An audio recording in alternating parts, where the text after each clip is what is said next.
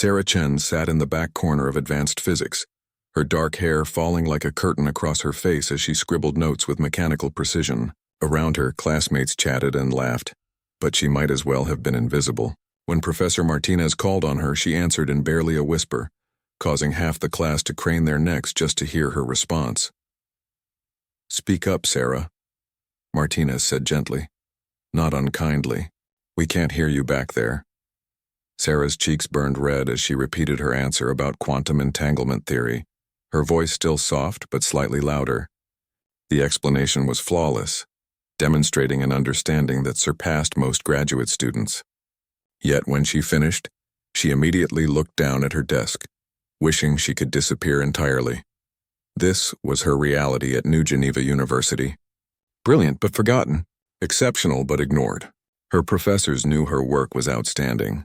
But in a world that rewarded confidence and charisma, Sarah Chen was just another face in the crowd, one that most people couldn't even remember. The cafeteria was worse. Sarah ate alone, reading scientific journals on her tablet while around her. Groups of friends shared stories and dreams. She had tried joining conversations before, but her quiet nature made it difficult to break into established social circles. Eventually, she stopped trying. "Hey, it's the ghost girl," Jake Morrison whispered to his friends as they passed her table. "I swear she hasn't said 50 words all semester." Sarah pretended not to hear, but her grip tightened on her fork. She had heard variations of this her entire life. In elementary school, teachers forgot her name. In high school, she was voted most likely to fade into the background. Now at 19, she was pursuing dual degrees in astrophysics and xenobiology, maintaining perfect grades while working part-time at the campus observatory. But none of that mattered to her peers. To them, she was just shy Sarah, the girl who never spoke up, never stood out, never made waves. That evening, Sarah walked home to her small apartment off campus. The night sky was clear and she paused to look up at the stars. Somewhere out there, humanity had established colonies on 17 worlds. The Terran Federation had grown from a single planet to a sprawling interstellar civilization in just 2 centuries. Yet despite all their expansion, humans remained one of the smaller species in the galactic community. The Zeltharians controlled vast trade networks with their natural telepathic abilities. The Krillian hive mind operated like a single massive organism across multiple star systems. The Vorthak were master strategists, having conquered dozens of species through superior military tactics. Humans were tolerated members of the Galactic Council, but barely respected. Sarah had grown up reading about these species, studying their cultures and capabilities. While other kids dreamed of becoming celebrities or athletes, she dreamed of the stars. Her thesis project focused on defensive applications of quantum physics in space combat, theoretical work that her advisor called interesting but impractical. Inside her apartment, Sarah settled at her desk and opened her research. She was working on something her professors didn't know about, a practical application of quantum field manipulation that could revolutionize space warfare. The equations covered 3 whiteboards, complex formulas that described how to create localized distortions in space-time. On paper, it looked like science fiction.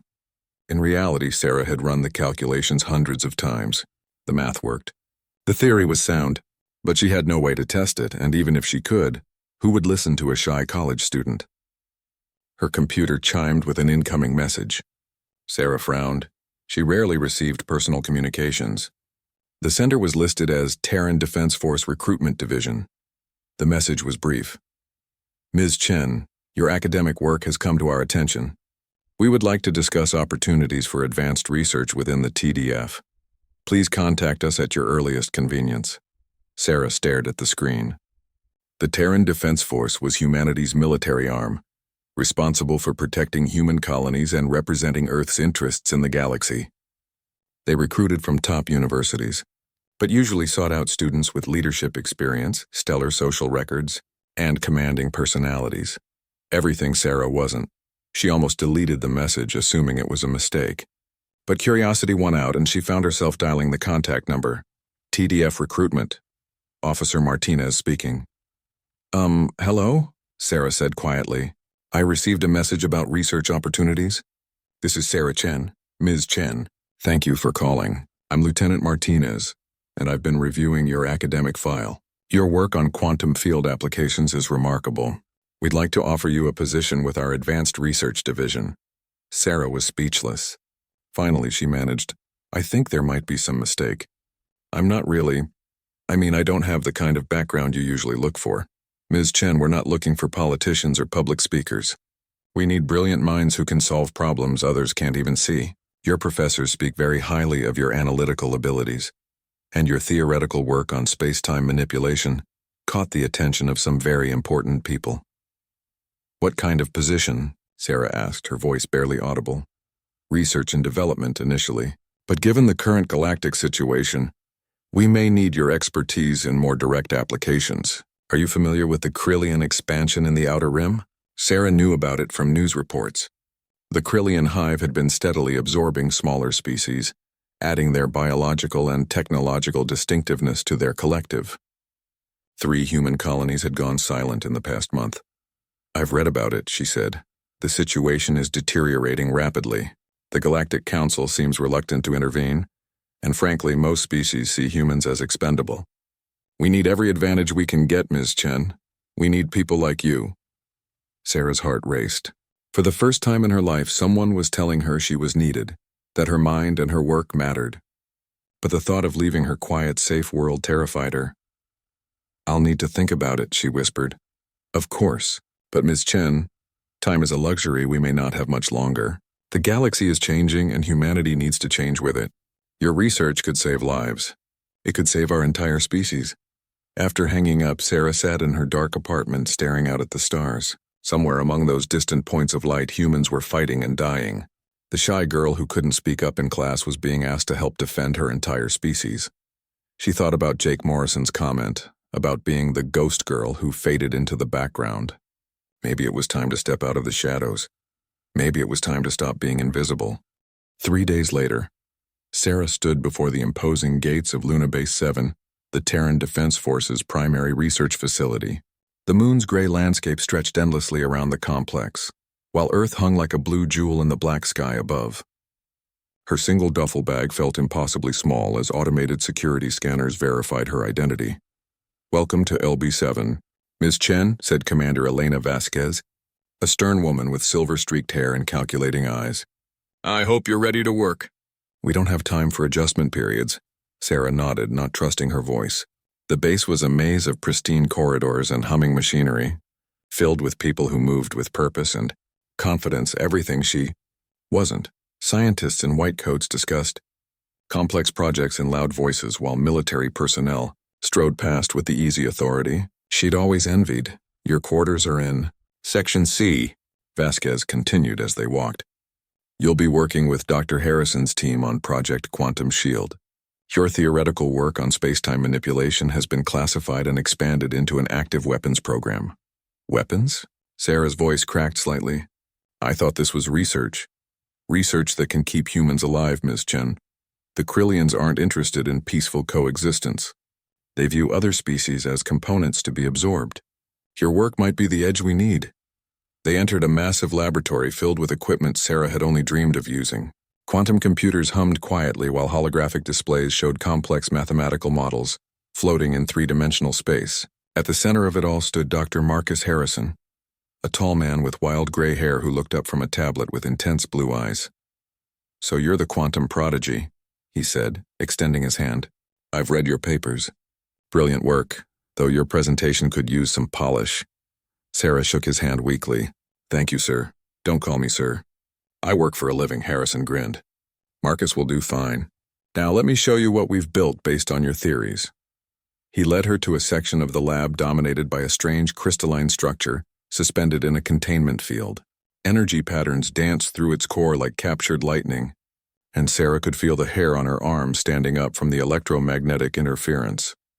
"Your equation suggested that quantum field manipulation could create localized distortions in space-time," Marcus explained. "We've managed to create a small-scale version. Watch this." He activated a control panel, and the crystal began to pulse with brighter energy. A section of space near the device seemed to shimmer and bend, like heat waves rising from hot pavement. Marcus tossed a metal ball toward the distortion, and Sarah gasped as it curved away. following an impossible trajectory before clattering to the floor several feet from where it should have landed. Gravitational lensing on a microscale, Marcus said proudly. Your theories made this possible. Now we need to scale it up and weaponize it. Weaponize it how? Sarah asked, her scientific curiosity overcoming her nervousness. Imagine a starship that can bend space around itself, making enemy fire miss entirely. Or better yet, a weapon that can create gravitational shears strong enough to tear apart enemy vessels. Your shy little theories could become humanity's greatest military advantage. Over the following weeks, Sarah threw herself into the work with an intensity that surprised everyone, including herself. While she still spoke softly and avoided social gatherings, her contributions to the project were undeniable. She refined the mathematical models, suggested improvements to the containment systems, and solved problems that had stumped the team for months, but it was during her third week at the base that everything changed. The alarm sirens began wailing during the night shift. Sarah looked up from her calculations as red emergency lights bathed the laboratory in an ominous glow. Commander Vasquez's voice echoed through the intercom system. All personnel to emergency stations. We have confirmed Krillian ships in the Sol system. This is not a drill. Sarah's blood ran cold. The Krillians had found Earth. Marcus burst through the laboratory doors, his face grim. Sarah, we need to move. They want us to evacuate the quantum research to the inner bunkers. What about the project? Sarah asked, looking at weeks of work spread across the lab. The project might be humanity's only hope now, Marcus replied, frantically gathering data crystals. The Krillians are broadcasting on all frequencies. They're offering humanity a choice. Join their collective voluntarily or be absorbed by force. Sarah helped pack the critical equipment, her hands shaking as she secured the quantum field generators. Through the laboratory's reinforced windows, she could see points of light moving against the star field, ships that shouldn't exist in human space. They were wheeling, the equipment toward the bunkers. When the first Krillian transmission reached the base, the walls themselves seemed to vibrate as an alien voice spoke in perfect English, the words somehow appearing directly in Sarah's mind. Humans of Terra. Your species shows potential for integration. We offer you the gift of unity.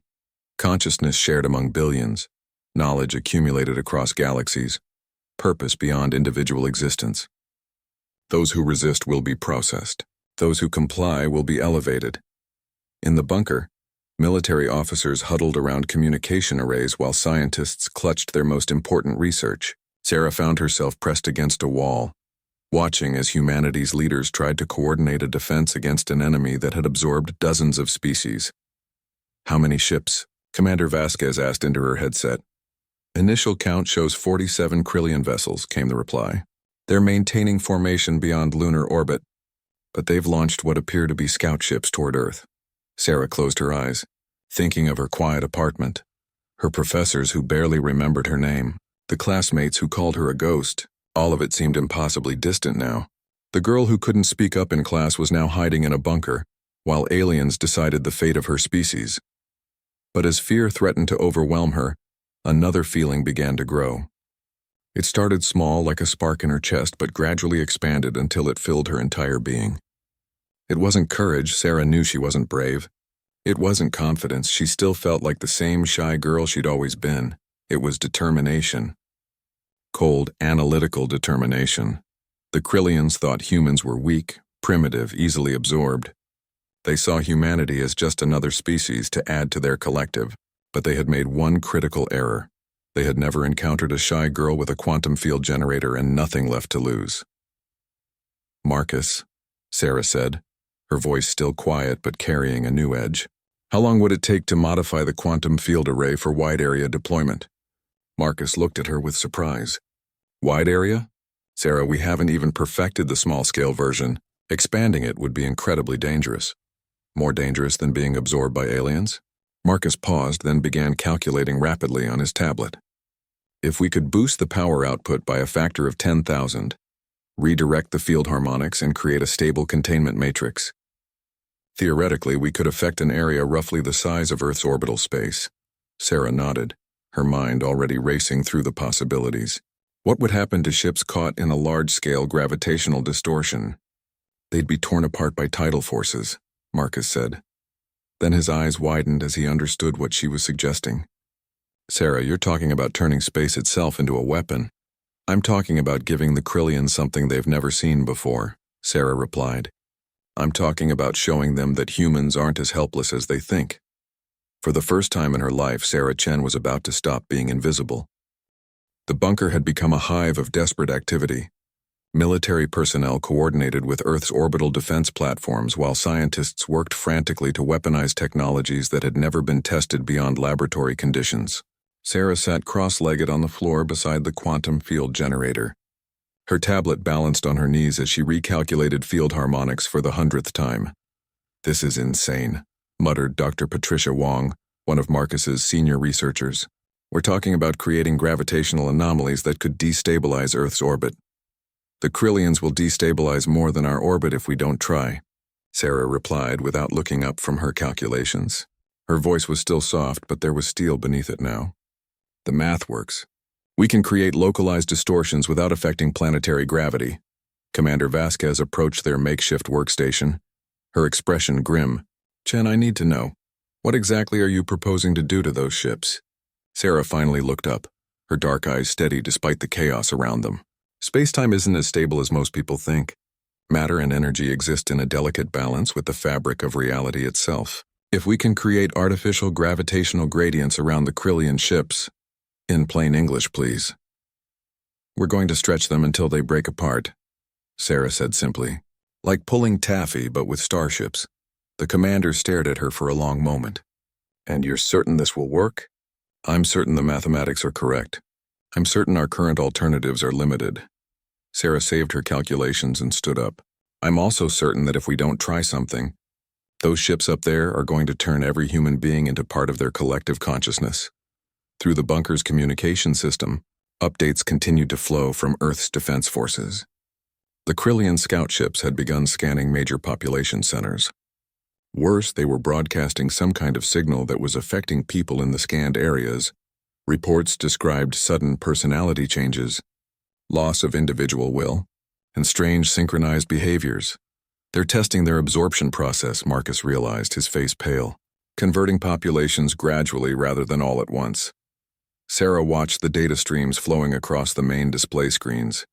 The Krillian method was methodical, almost scientific. They would study humanity's responses, adapt their approach, and eventually achieve total assimilation with minimal resistance. It was exactly what she would do if she were in their position. But they had made one critical error. They assumed their prey would remain passive while being studied. "I need access to the Lunar Quantum Resonance Array," Sarah said suddenly. "That's impossible," Commander Vasquez replied. "The array is on the surface and we're under lockdown." "Then we'll have to break lockdown." The room fell silent. Dr. Wong dropped her tablet. Marcus stopped mid-calculation and stared at Sarah with amazement. "Did the shy girl just suggest a military operation?" he asked. Sarah felt heat rise in her cheeks, but she pressed on. "The quantum field generator here isn't powerful enough for what we need. But if we can link it to the lunar array's amplification system, we can boost the output by several orders of magnitude." "The surface is exposed to Krillian scanning," Vasquez pointed out. "Anyone up there would be detected immediately." "Not if we create a localized distortion field first," Sarah replied, her mind racing through possibilities. "A small-scale version of what we're planning for the ships. We bend light and sensor radiation around a small area, creating an artificial blind spot." Marcus was already running calculations. The power requirements would be enormous. "We'd drain the base's fusion reactors." "For how long?" Sarah asked. "Maybe 30 minutes of full stealth if we're lucky." Sarah nodded. "That should be enough time to reach the array and establish the connection." Commander Vasquez studied the tactical displays showing Krillian ship positions. "This is the most reckless plan I've ever heard. It relies on untested technology, requires a surface expedition during enemy surveillance, and assumes we can create weapons effects that have never been attempted." "Yes," Sarah agreed quietly. "I love it." Vasquez grinned suddenly. "When do we start?" 2 hours later, Sarah found herself in an environmental suit, walking across the lunar surface toward the quantum resonance array. The Earth hung overhead, no longer the peaceful blue marble she remembered, but a world under siege. Krillian ships moved like predators through the space between Earth and Moon, their dark hulls barely visible against the stars. Behind her, Dr. Wong and two technicians carried the portable quantum field generator, modified with Sarah's new harmonics equations. Ahead, the resonance array rose from the lunar rock like a metallic forest, its antenna clusters pointing toward deep space. "Stealth field is holding," Marcus's voice crackled through her helmet radio. "But I'm reading quantum fluctuations in the local spacetime. Sarah, what you're doing up there is bending reality." "Reality needs bending right now," Sarah replied, her hand steady as she connected the portable generator to the array's main power coupling. The work was delicate and precise, requiring her to link systems that had never been designed to work together. Sarah's theoretical knowledge proved invaluable as she bypassed safety protocols and rerouted power flows in ways that would have horrified the array's designers. "Connection established," she reported. "Beginning power transfer." The quantum field generator hummed to life, its energy signature amplified by the lunar array, until the very air around them seemed to vibrate. Sarah's environmental suit registered electromagnetic interference that should have been impossible at their distance from the device. "Sarah," Dr. Wong said nervously, "the field harmonics are approaching critical resonance. If this destabilizes—" "It won't," Sarah replied with quiet confidence. "The mathematics are perfect." Above them, space itself began to change. What started as minor distortions around the array grew stronger and more complex, creating gravitational eddies that twisted starlight into impossible patterns. The effect was beautiful and terrifying, reality bending to human will for the first time in history. "Target acquired," Sarah announced, adjusting the field parameters with precise calculations. "Krillian lead ship bearing Mark 774. Range, 200,000 kilometers." Through her helmet display, she could see the alien vessel, sleek and organic-looking, like a living creature swimming through space. It had been moving in a steady patrol pattern, but now its course began to waver as gravitational fields that shouldn't exist tugged at its hull. "Direct hit," Marcus reported from the bunker. "The ship's trajectory is destabilizing." Sarah fine-tuned the field strength, her fingers dancing across the control interface with growing confidence. The shy girl who had once been afraid to speak in class was now conducting a symphony of spacetime itself. Using the fundamental forces of the universe as weapons, the Krillian ship fought against the gravitational distortions, its engines flaring brighter as it tried to maintain course. But Sarah's fields were precisely calculated, creating tidal forces that no amount of thrust could overcome. "Hull stress detected on the target," Dr. Wong reported, her voice filled with amazement. "Sarah, it's actually working." The alien vessel began to elongate as Sarah's gravitational gradients pulled at different sections of its hull with varying intensity. For a few seconds, the ship held together through what must have been tremendous structural reinforcement. Then it came apart. The Krillian ship didn't explode, it simply stretched until its molecular bonds could no longer maintain coherence. Pieces of hull, equipment, and organic material spread across the expanding cloud of debris, glittering in the light of distant stars. For several seconds, nobody spoke. Then Commander Vasquez's voice came through the radio, filled with something Sarah had never heard directed at her before. "Respect. Chen, you just took out a Krillian warship with mathematics." Sarah stared at the expanding debris field, feeling a strange mixture of triumph and horror. She had just killed absorbed beings, each with their own thoughts and memories, now scattered across space. But then she thought of Earth below, of billions of humans who would face that same fate if the Krillians succeeded. The shy girl was gone. In her place stood someone harder, someone willing to do whatever mathematics demanded. "One down," Sarah said quietly. 46 to go. The destruction of the first Krillian ship sent shockwaves through both human and alien forces. Sarah watched through the array's sensors as the remaining 46 vessels immediately shifted into defensive formations, their smooth patrol patterns replaced by erratic movements designed to avoid whatever unknown weapon had claimed their comrade. "They're scared," Dr. Wong observed with satisfaction. "They're adapting," Sarah corrected, her fingers already working to recalibrate the quantum fields. "Look at their formation pattern. They're spacing themselves beyond the range of localized gravitational effects." Commander Vasquez's voice crackled through the radio. "Chen, we're receiving priority communications from Earth Defense Command. Admiral Morrison wants to speak with you directly. Sarah almost laughed at the irony. Admiral Morrison, Jake Morrison's father, the same Jake who had called her the ghost girl at university. Now his father wanted to speak with the invisible student who had just torn apart an alien warship. Patch him through, she said. The Admiral's voice carried the weight of command and barely controlled panic. Ms. Chen, I've been briefed on your unconventional weapon system. Our conventional forces are standing by, but we need to know. Can you replicate what you just did? Sarah studied the tactical display, watching Krillian ships maintain their new defensive spacing. Yes, but they've adapted their formation. I'll need to modify the field harmonics for wider distribution. How much wider? Sarah ran quick calculations in her head. I can create gravitational distortions across roughly 1 million cubic kilometers of space. But it will require every bit of power from the lunar fusion grid. Do it, Admiral, Sarah said quietly. If I channel that much energy through the quantum array, there's a significant chance the entire system will overload. We might lose our only advantage. Ms. Chen, Earth Defense Command is reporting Krillian absorption signals affecting 17 major cities. They're converting our population one district at a time. We don't have the luxury of caution. Sarah closed her eyes, feeling the weight of an entire species resting on calculations that existed only in her mind. The shy girl who had once been afraid to raise her hand in class was now being asked to risk everything on theoretical mathematics. Understood, Admiral. Beginning wide-area field deployment. She began the complex process of redistributing the quantum field array's output across a vastly expanded area.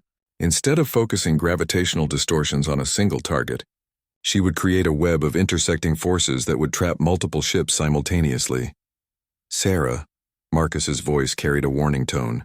Power output is approaching critical levels. The fusion reactors are running at 112% capacity. I know, Sarah replied, her hands steady despite the magnitude of what she was attempting. Dr. Wong, I need you to monitor the harmonic resonance patterns. If they start to cascade, we'll have about 30 seconds before total system failure. The lunar surface around them began to vibrate as exotic energies poured through the quantum array. Sarah could see the effects with her naked eyes now. Space itself, rippling like water as gravitational fields stronger. Then those near Jupiter reached across the void toward the Krillian. Fleet, contact, she announced as the first edge of her expanded field reached the alien ships. The Krillians immediately recognized the threat. Sarah watched in fascination as their ships began desperate evasive maneuvers.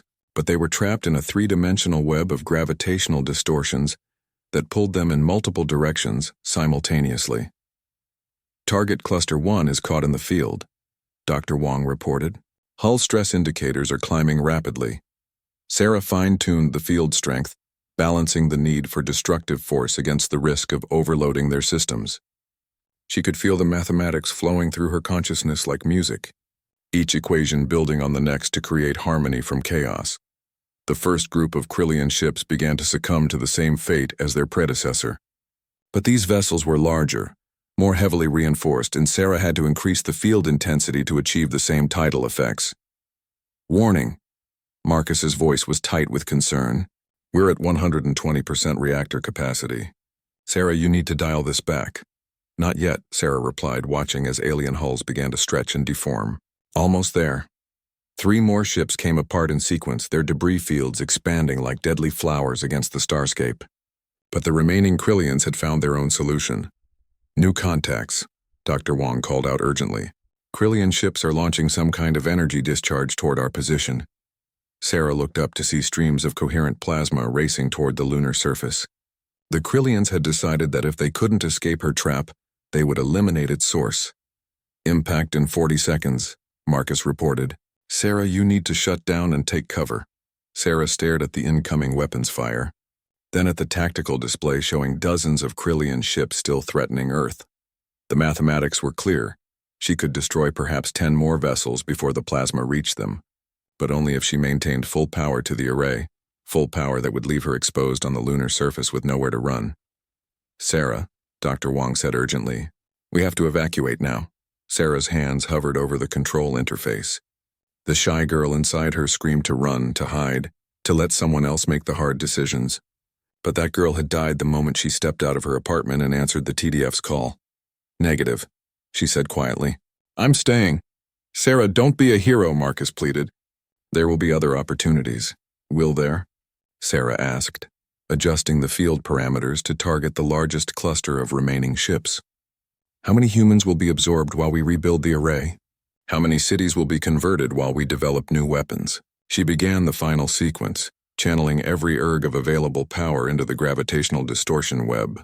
The quantum array screamed in protest as energy levels soared beyond all safety limits, but Sarah held the field steady through pure force of will. 20 seconds to impact, Dr. Wong reported, her voice breaking. Sarah watched 8 more Krillian ships tear apart under the influence of her artificial gravity well. The alien formation was in complete disarray now, their organized assault reduced to scattered survivors trying desperately to escape the killing field she had created. 10 seconds. The remaining ships were fleeing toward the edge of the solar system, broadcasting retreat signals on all frequencies. Earth was safe, for now. 5 seconds. Sarah smiled sadly, thinking of her quiet apartment, her professors who barely knew her name, the classmates who had called her invisible. They would remember her now. The Krillian plasma struck the lunar surface with the force of a small nuclear weapon, vaporizing the quantum array and everything within a kilometer radius. The explosion was visible from Earth, a brief new star that flared and died in the lunar night. But in the bunker below, Marcus stared at the tactical display in amazement. The Krillian fleet was in full retreat, their formation shattered, their invasion broken. The ghost girl had become something else entirely in her final moments. Not a hero, Sarah had never wanted to be a hero. She had become something far more dangerous to humanity's enemies. She had become inevitable. Commander Vasquez stood before the communication array, composing the message that would inform Earth's leadership of their victory.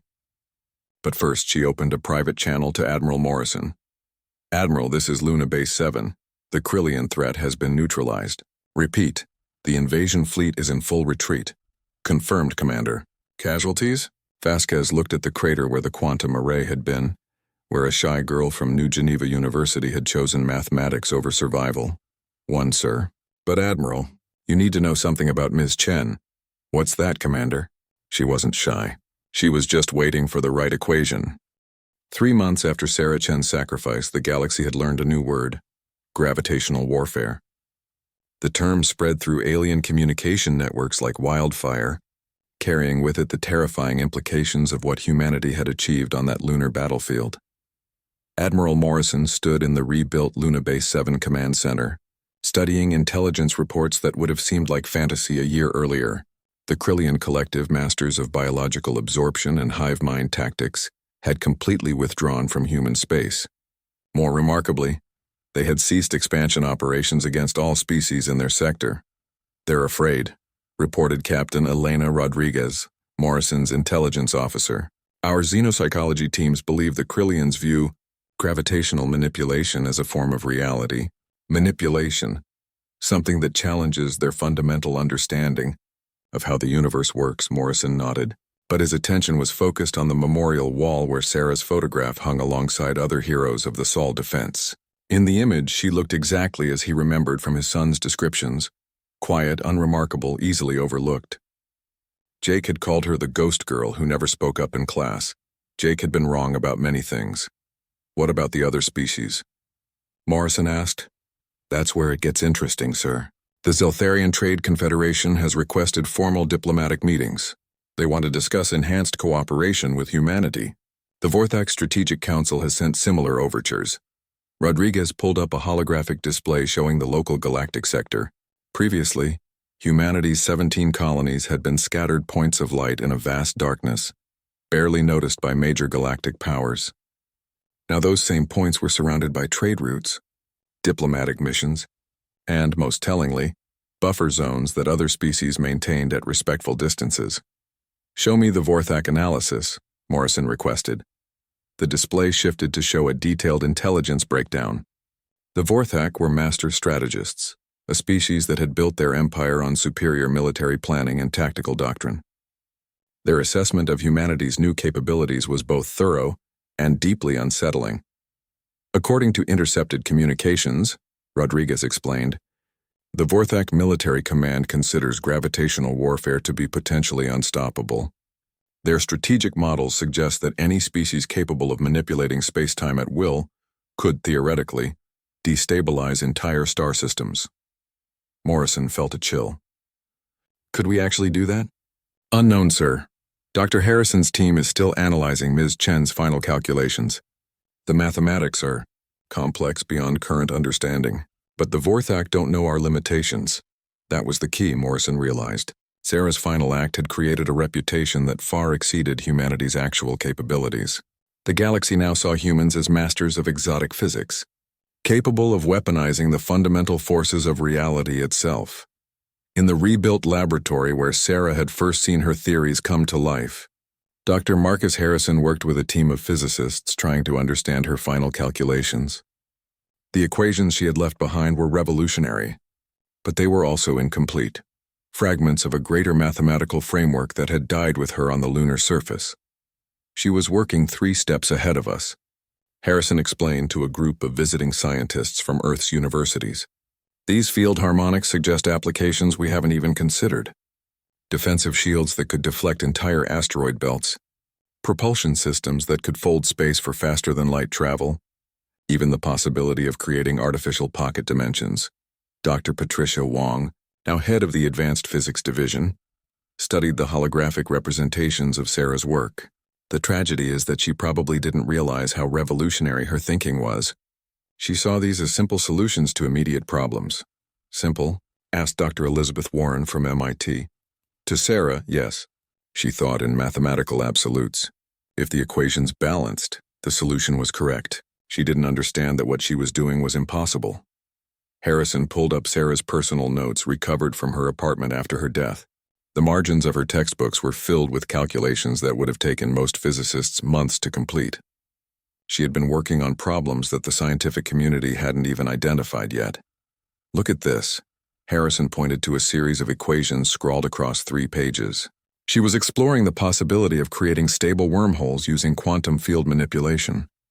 This work is dated 2 weeks before she joined us. The implications were staggering. While humanity celebrated their victory over the Krillians, they were only beginning to understand what they had lost. Sarah Chen hadn't just been a brilliant student. She had been a once-in-a-millennium genius whose true potential would never be realized. But across the galaxy, other species were drawing their own conclusions about humanity's capabilities. In the crystalline spires of the Zeltharian homeworld, telepathic scholars debated whether humans represented an evolutionary leap or a dangerous anomaly. Their collective consciousness, spanning billions of minds, struggled to comprehend a species that could produce individuals capable of such revolutionary thinking in isolation. The human female operated without hive mind support, observed Prime Thought singer Azarath during a council session. She conceived and implemented reality-altering technology using only her individual consciousness. This suggests that human cognitive potential may exceed our previous estimates by several orders of magnitude. The Zeltharians had built their civilization on shared telepathic knowledge, with each individual mind contributing to a vast collective intelligence. The idea that a single human could achieve breakthrough physics while isolated from her species' knowledge base was deeply disturbing to their worldview. Meanwhile, in the biomechanical chambers of a Krillian scout ship hiding in a nebula far from human space, the collective processed the implications of their defeat. Unlike other species, the Krillians had directly experienced the effects of gravitational warfare.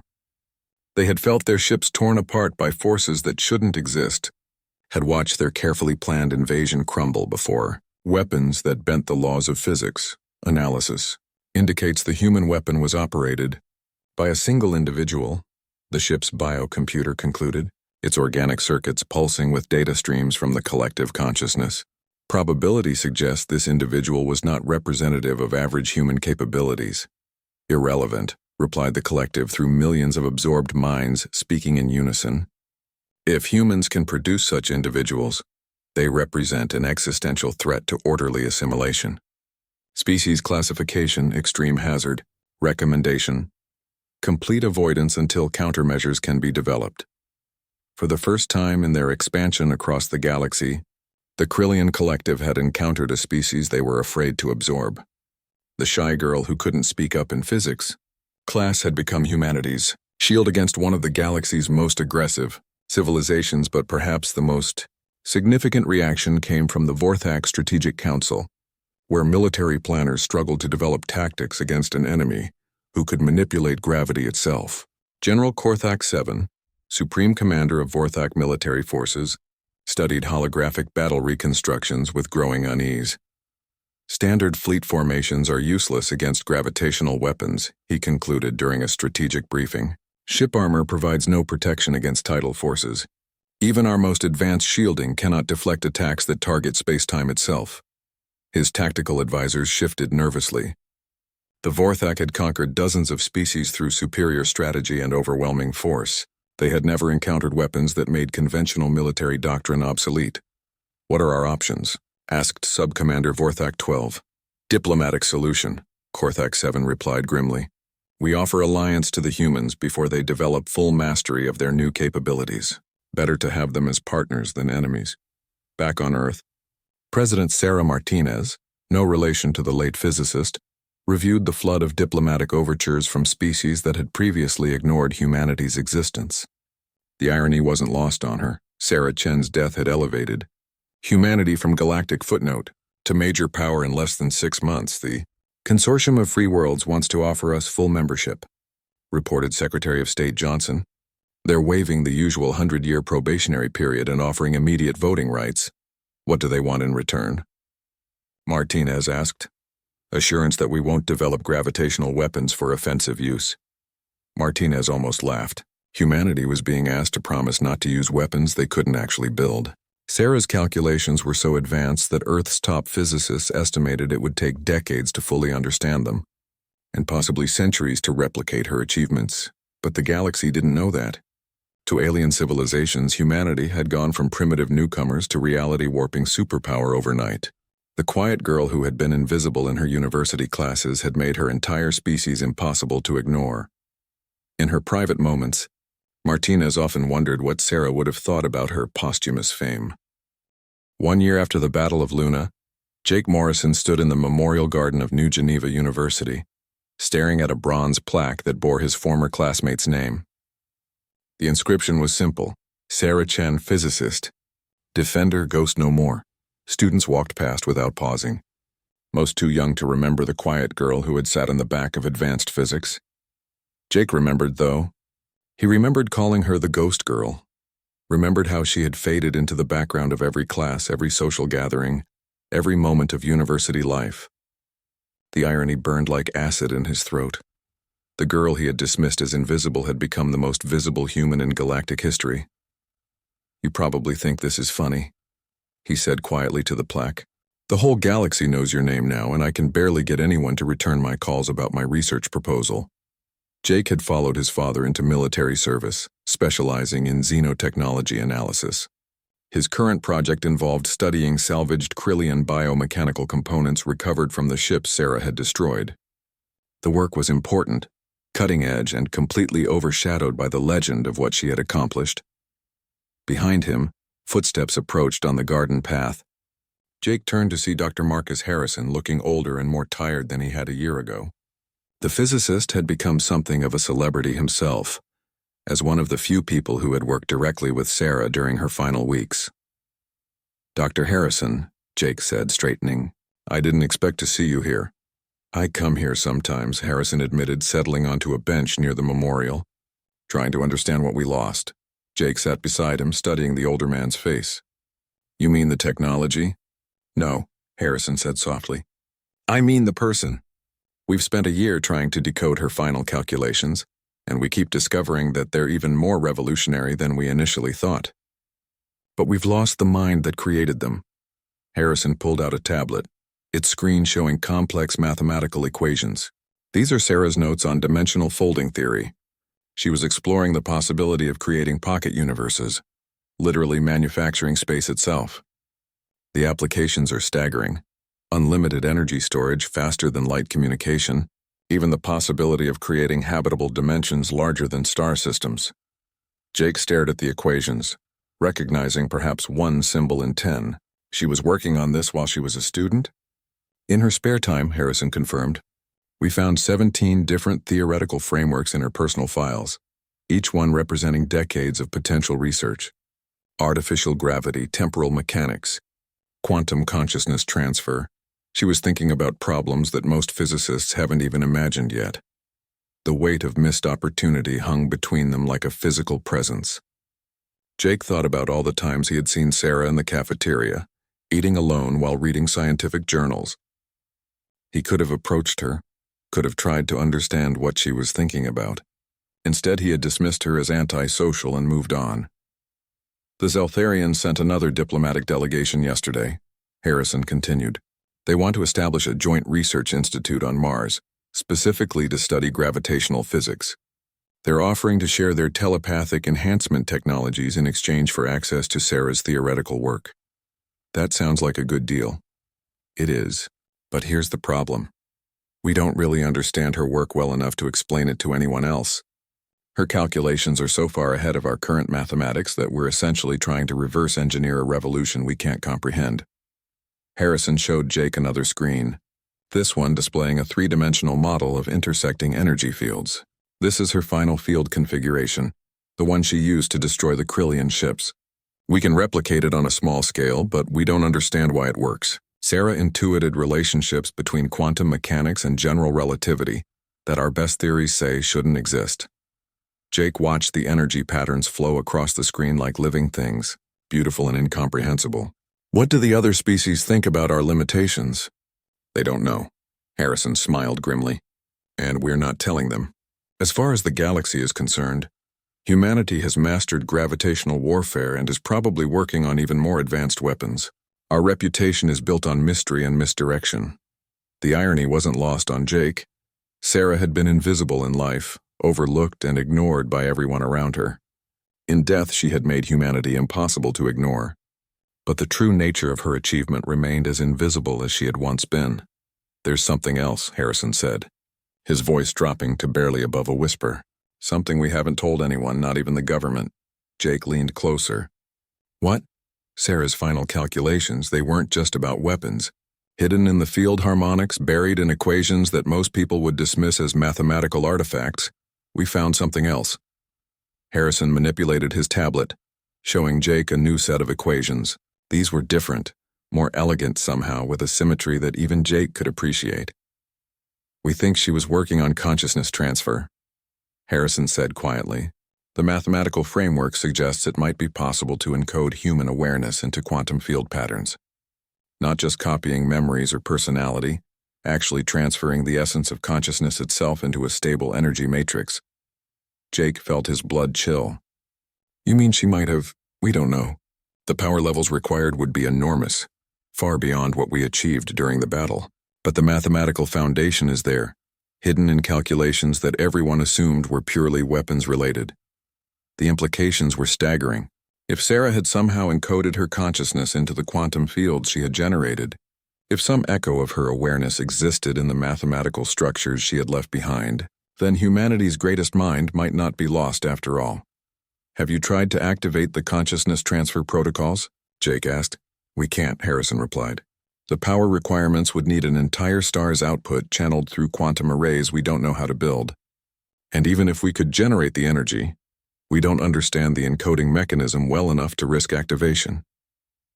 They sat in silence for several minutes, contemplating the possibility that Sarah Chen's greatest discovery might be Sarah Chen herself, preserved in mathematics too complex for anyone else to comprehend. She really was a ghost, Jake said finally. Even now, a year later, she's still here but unreachable. Harrison nodded.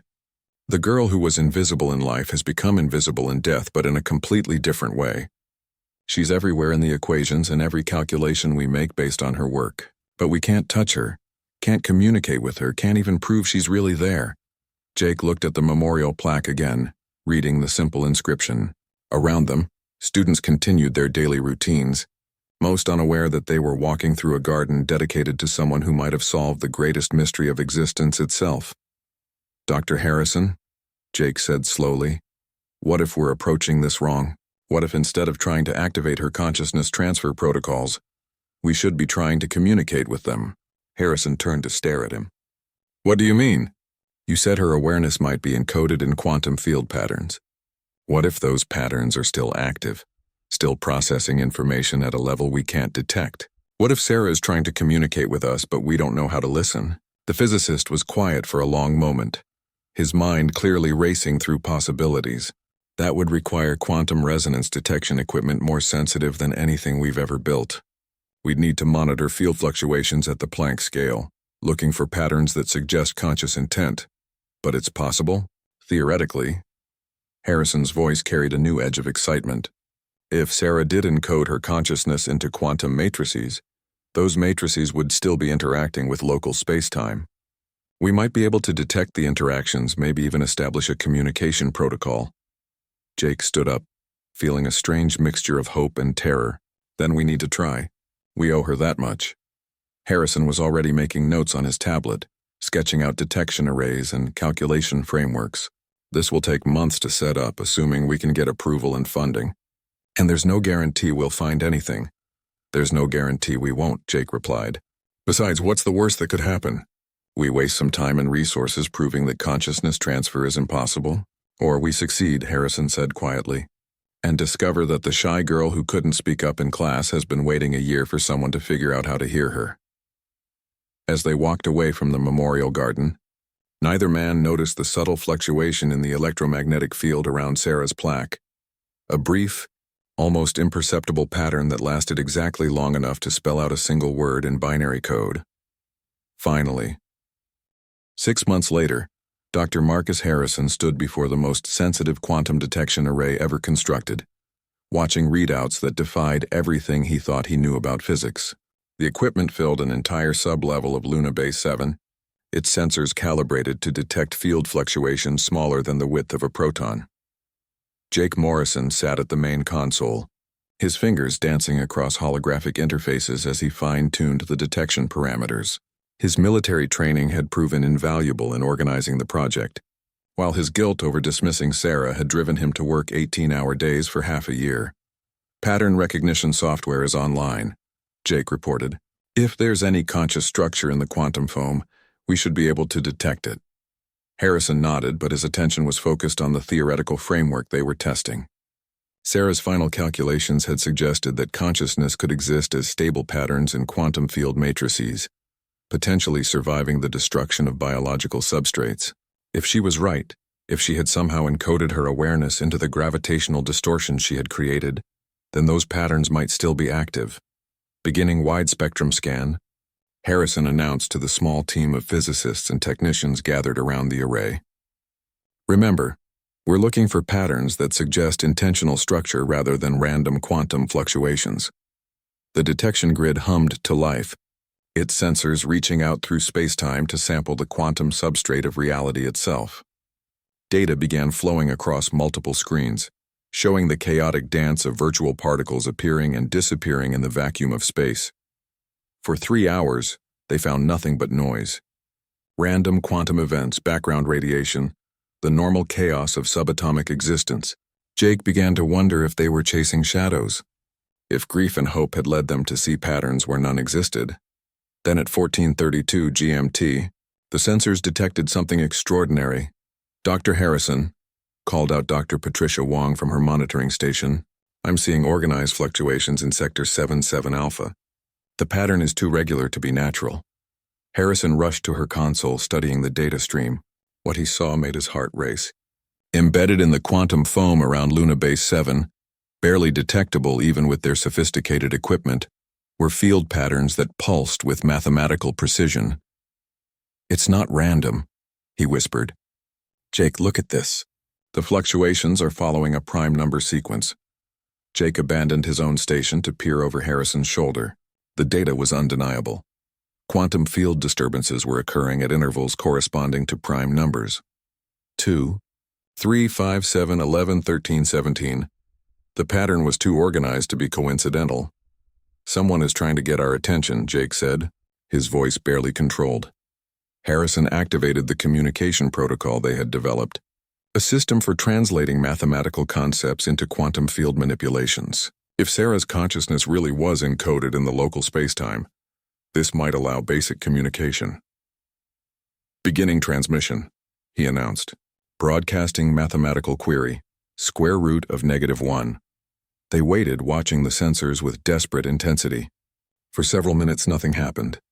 Then, clear as a bell, the quantum detectors registered a response, a complex field pattern that corresponded exactly to the mathematical representation of the imaginary number I.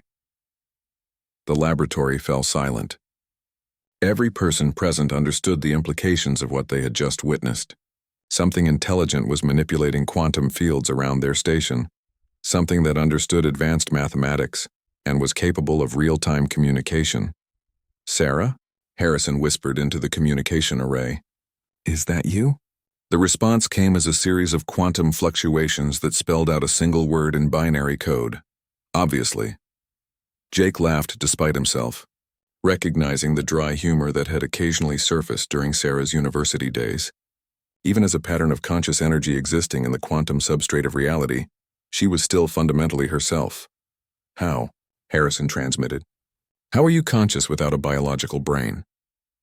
The answer came as a complex stream of mathematical equations, a theoretical framework for encoding neural patterns into quantum field matrices. Sarah was explaining in real time how she had transferred her consciousness into the gravitational distortions she had created during the battle. Dr. Wong stared at the incoming data with amazement. "She's describing consciousness as an information pattern that can exist independently of its physical substrate. According to this, human awareness is essentially a complex mathematical structure that can be preserved in stable energy fields." It must have been her final contingency, Jake realized. When she knew the Krillian plasma was going to destroy the array, she didn't just save Earth, she saved herself. More equations flowed through the communication link, describing the process Sarah had used to encode her consciousness at the moment of her apparent death. She had literally become one with the gravitational field she had generated, transforming herself into living mathematics. "Can you perceive us directly?" Harrison asked through the quantum link. "Yes," came the response, followed by a flood of observational data. Sarah could sense the entire solar system through quantum field interactions. Every planet, every ship, every major electromagnetic source.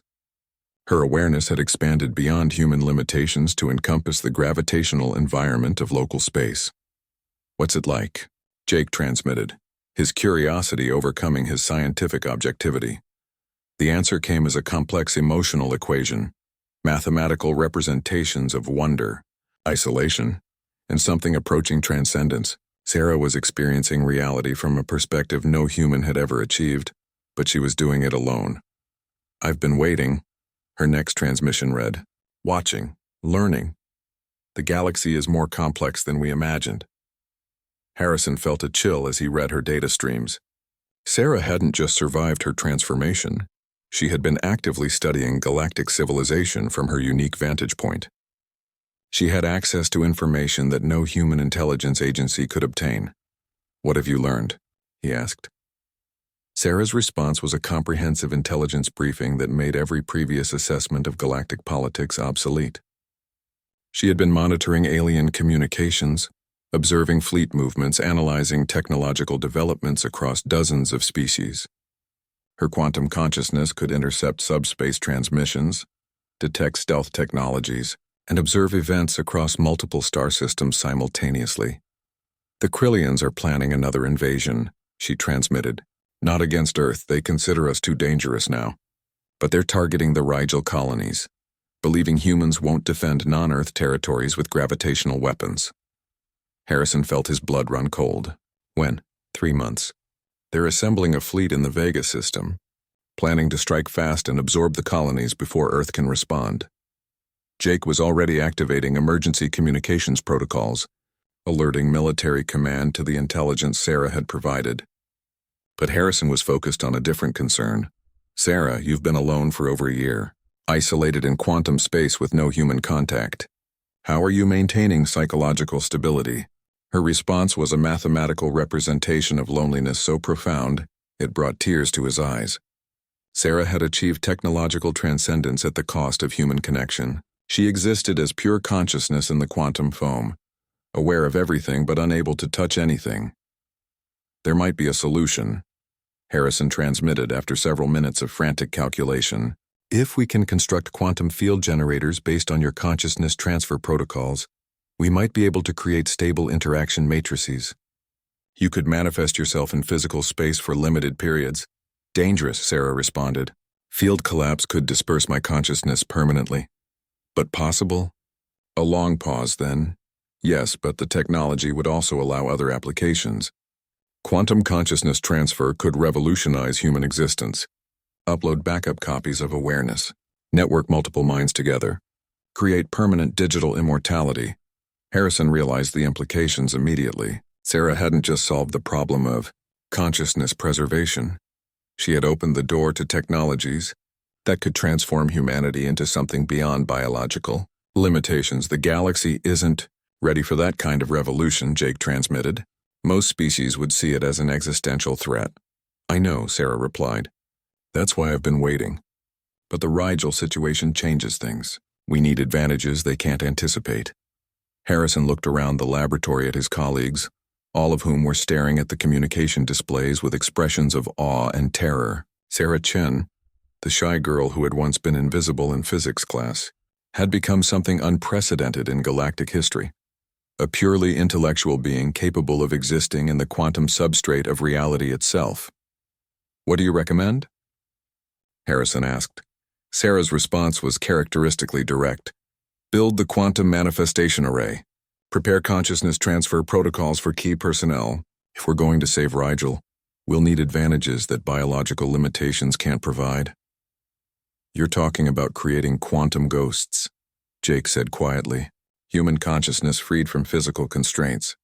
I'm talking about evolution, Sarah corrected. Yeah, the next step in human development. We can become beings of pure thought, operating at the speed of quantum processes, immune to biological death. Harrison stared at the equation streaming across his display, seeing both infinite possibility and terrifying risk. Sarah was offering humanity godhood, the ability to transcend physical existence entirely, but she was also offering it from the perspective of someone who had been forced into that transcendence alone, isolated in quantum space for over a year with only mathematics for company. Sarah, he transmitted carefully, when we build the manifestation array, when we can create physical interfaces for your consciousness, what do you want to do first? Her response came immediately, a simple binary message that somehow conveyed more emotion than any complex equation. See a sunset. Even as a being of pure energy existing in the quantum foam of space-time, Sarah Chen was still fundamentally human, still the quiet girl who had found beauty in mathematics and wonder in the stars. She had become fear itself to humanity's enemies, but to her friends, she would always be the ghost who had chosen to save them all. The shy girl was gone. In her place existed something the galaxy had never seen before, a human consciousness freed from biological limitations, but still driven by human compassion. The universe was about to learn that there were fates worse than death, and most of them involved making enemies of someone who could rewrite the laws of physics from pure thought alone. Sarah Chen was no longer invisible. She had become inevitable.